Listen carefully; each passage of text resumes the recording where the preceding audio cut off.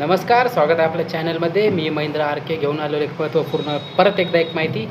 काही काही लोक काय करतात माहिती आहे का, पी एफ काढण्यासाठी आहे ना काम सोडवायची वाट बघतात.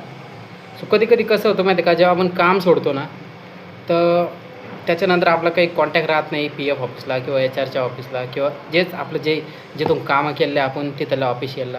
बिकॉज काय होतं माहिती आहे का, काही काही जण आहे ना काम सोडल्याच्यानंतर जेव्हा पी एफ काढायला येतात ना, तेव्हा एक प्रॉब्लेम झालेली असते. त्यांची इन्फॉर्मेशन आहे ना आधार कार्डनुसार, पॅन कार्डनुसार, बँकच्या रेकॉर्डनुसार आहे ना, एखाद्या वेळेस आपण जिथे काम करतो ते व्यक्ती आहे ना चुकून टाकतात. त्यांची काही KYC होत नाही.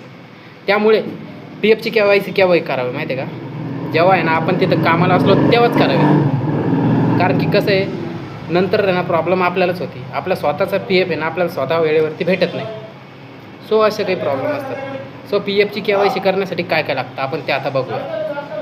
पी एफची KYC करण्याकरिता आपल्याला लागतं आधार कार्ड, पॅन कार्ड आणि बँक पासबुक.